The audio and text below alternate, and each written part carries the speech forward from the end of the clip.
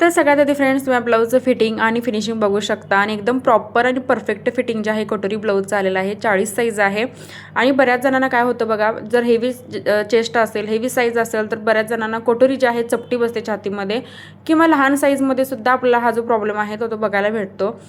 तर आता सगळ्यात आधी आपण या ब्लाऊजचं जे आहे कटिंग पेपरवरती करणार आहोत. जर तुम्हाला परफेक्ट कटिंग जर पाहिजे असेल, म्हणजे परफेक्ट फिटिंग जर पाहिजे असेल ब्लाऊजमध्ये, तर सगळ्यात आधी आपल्याला पेपरवरती त्याचं जे मेजरमेंट आहे टाकायचं आहे आणि त्यानंतर मग तुम्ही अस्तरवरती कटिंग करू शकता. आता जे बिगिनर्स आहेत तर ते पेपर कटिंगच करून मगच अस्तरवरती कटिंग करायचं आहेत. आता सगळ्यात आधी आपण ही 40 साईज बनवत आहोत, त्या हिशोबाने आपण मेजरमेंट घ्यायचं आहे. आता 40 साईजसाठी मी तो लेंथ जे आहे 14+1 इंच घेतलेला आहे. जर तुम्ही हाईटला जास्त असाल तर तुम्ही 15 इंचसुद्धा लेंथ घेऊ शकता, म्हणजे 15+1 इंच 16 इंच उंची जी आहे ब्लाऊजची घेऊ शकता. 40 साईजला आपण जे शोल्डर आहे तर ते 5.5 इंच घेत असतो. आता हे शोल्डर मी घेतलेलं आहे 5.5 इंच. परत मुंडा घ्यायचा आहे आपल्याला 6 इंच.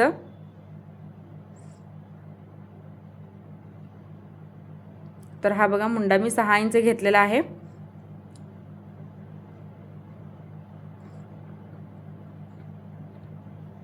आता इथे थोडीशी आपली जी रेष आहे ती तिरकी गेली होती, सो इथे मी स्ट्रेट इथे लाईन जी आहे मार्किंग करून घेतलेली आहे.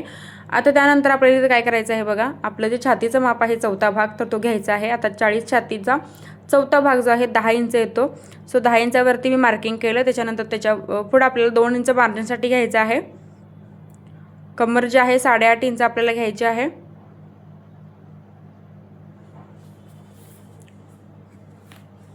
तर 8.5+2 इंच आपल्याला परत इथं मार्जिन जे आहे घ्यायचं आहे. आता छाती आणि कमर जे आहे दाखवल्याप्रमाणे आपल्याला जोडून घ्यायचे आहे. त्यानंतर फ्रंट मुंड्याचा जो शेप आहे आपल्याला द्यायचा आहे 1 इंचावरती. बॅक मुंड्याचा जो शेप आहे आपल्याला द्यायचा आहे 1.5 इंचावरती. तर शेप पण तुम्ही बघू शकता कशा पद्धतीने आपल्याला मुंड्याचा द्यायचा आहे. तर बऱ्याच जण काय करतात की एकदम वरच्या साईडने मुंड्याचा शेप फिरवतात आणि त्यामुळे काय होतं, ब्लाऊजमध्ये मुंड्याला काय होतं की खूप फुगा आलेला दिसतो किंवा रिंकल्स पडलेले दिसतात. तर मुंड्याचा शेप देताना कधीही तो आतून घ्यायचा, तरच तो छान बसतो. आता जी फ्रंटची गळ्याची रुंदी आहे तर मी ती घेतलेली आहे 2.25 इंच.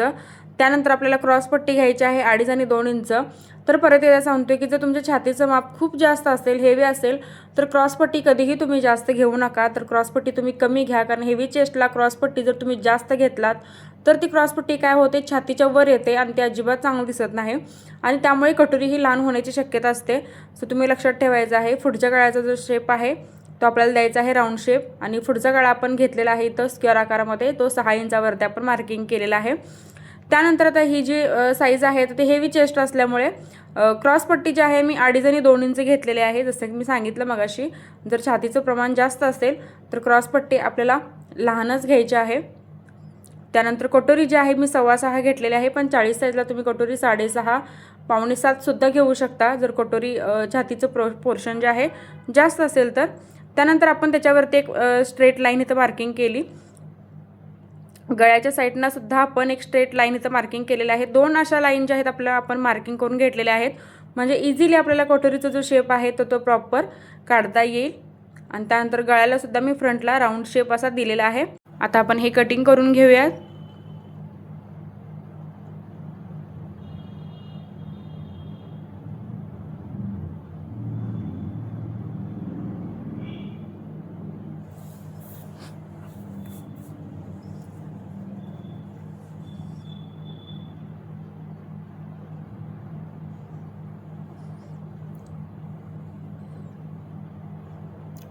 आता सेंटरपासून मी जे पार्ट आहेत आपले फ्रंट आणि बॅकचे तर तेही सेपरेट करून घेतलेले आहेत. त्यानंतर क्रॉसपट्टी, त्यानंतर कटोरी दाखवल्याप्रमाणे आपले सगळे जे पार्ट आहेत कटिंग करून घ्यायचे आहेत.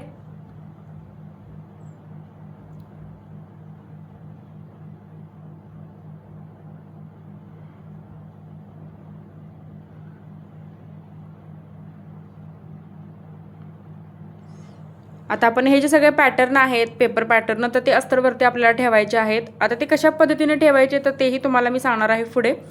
तर पहिल्यांदा आपल्याला काय करायचं, इथं बॅकचा जो पार्ट आहे तर तो आहे तसा इथं मार्किंग करून आपल्याला कट करून घ्यायचा आहे.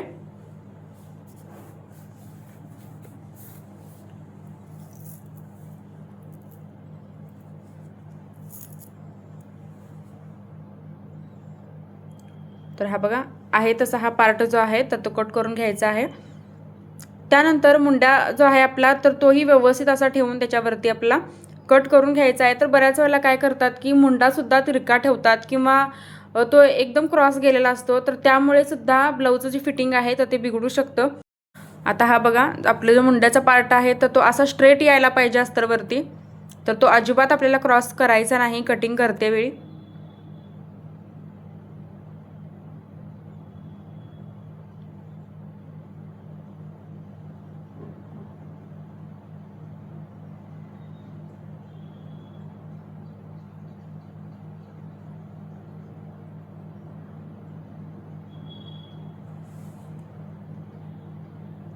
आता त्यानंतर कटोरी जी आहे, कटोरी नेहमी आपल्याला ती क्रॉसमध्येच ठेवायची आहे।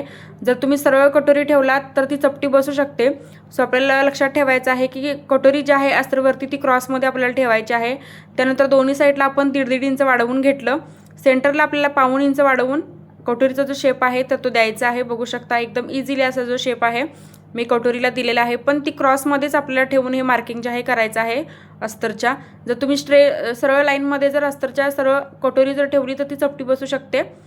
आता त्यानंतर आपण ही जी क्रॉस पट्टी आहे तर ती कट करून घ्यायची।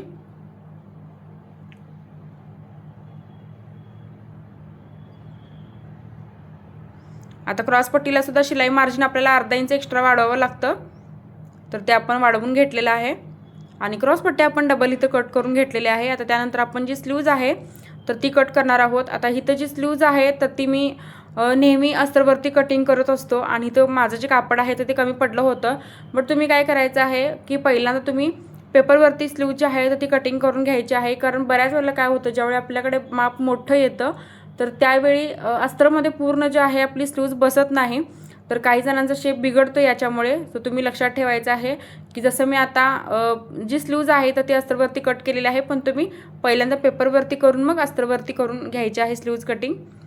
आता माझे जे सगळे पार्ट आहेत अस्तरवरती कट करून झालेले आहेत। आता त्यानंतर आपल्या मेन कापडावरती जे आहे हे सगळे मी पार्ट ठेवून इथं कट करून घेणार आहे।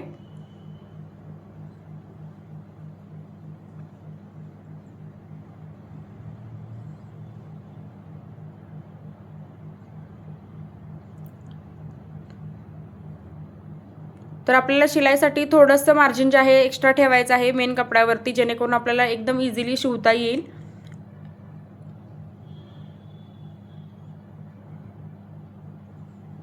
तर दाखवल्याप्रमाणे सगळे जे पार्ट आहेत अगदी व्यवस्थित आपण कटिंग करून घ्यायचे आहेत।